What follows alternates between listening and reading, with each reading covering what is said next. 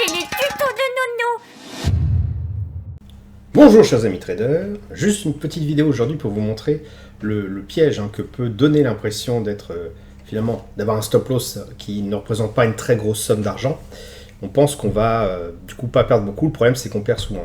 Sur le cas de figure que j'ai pu montrer dans les précédentes vidéos, j'utilisais des unités de temps très rapides comme le 7 tick, mais l'idée derrière c'était surtout d'avoir un maximum d'occurrences en très peu de temps pour prouver la validité justement de l'aspect statistique, des probabilités de gains, et éviter que la vidéo dure plusieurs jours.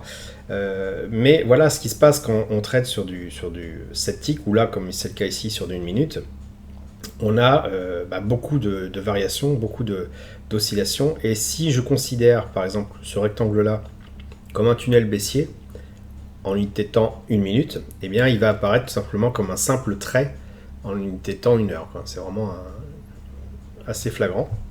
Le problème que l'on a avec ça, c'est que on se dit oui, moi je veux quand même avoir des unités de temps petites, parce que quand j'entre en position, si par exemple j'entre au retournement du stop loss suiveur, j'entre en position ici avec un point d'entrée là, eh bien le nombre de points correspondant, enfin le risque que je prends correspond donc là à 28 points, on va dire 30 points, à peu près 150 € sur le mini DAX, ce qui est déjà quand même assez costaud en termes de stop loss. Alors, en revanche, si je fais ça sur l'unité de temps 1 heure, si par exemple voilà, je suis entré en position,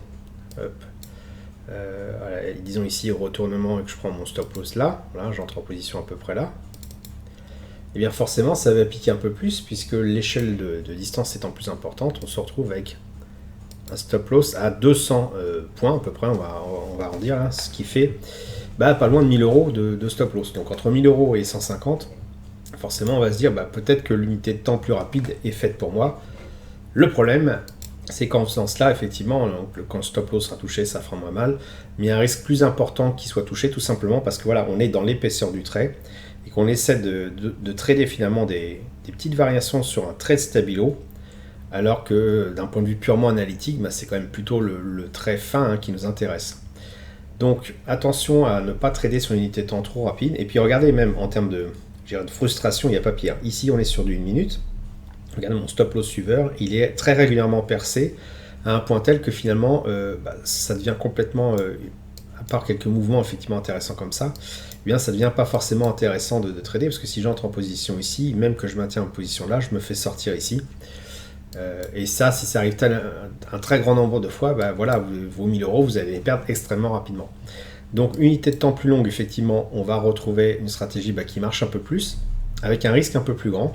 Et si on n'est pas en mesure, je dirais, d'accepter un stop loss de 1000 €, ce qui est mon cas, eh bien, on ne trade pas tout simplement ces unités de temps-là ou ces titres-là, et peut-être qu'il faut se limiter aux actions. Pourquoi pas les CFD, même si les volumes par prix ne sont pas forcément très lisibles comme ceux-ci, puisqu'ils sont un petit peu artificiels, même complètement. Mais voilà, il faut vraiment faire attention à ça, ne pas se précipiter en se disant voilà, le 7 tick ou le 21 tick, ou même le 1 minute, c'est génial pour moi parce que j'ai un stop loss qui correspond à mon budget.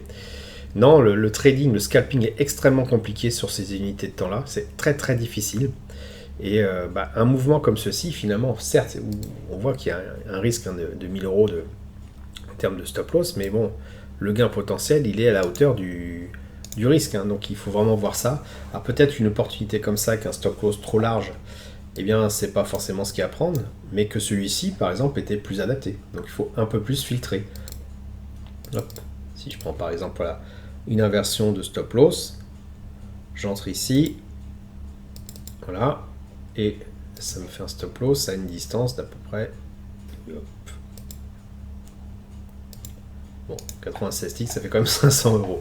Bon, c'est quand même moins que 1000, mais voilà, il y a toujours moyen, je pense, de limiter la casse en prenant des positions peut-être un peu moins risquées, mais ne pas tomber dans l'illusion que finalement, quand le stop loss est très proche, même ça représente certaines sommes, eh bien, on va moins perdre, parce qu'à force de faire de petits mouvements comme ça, au bout d'une dizaine, vous avez couvert l'équivalent d'un risque plus important sur une unité de temps beaucoup plus confortable à trader, puisque là on a effectivement peut-être 500 € de risque, mais le gain potentiel ici est de 400 points, donc de 2000 € à peu près, j'arrondis très vulgairement, grossièrement. Donc attention à ça, et voilà, c'était le petit message du jour. Voilà, j'espère que vous avez apprécié cette vidéo. Si c'est le cas, laissez un pouce pour m'encourager à continuer. Abonnez-vous à la chaîne YouTube pour ne rater aucune nouvelle publication. Je vous dis merci et à bientôt sur le blog.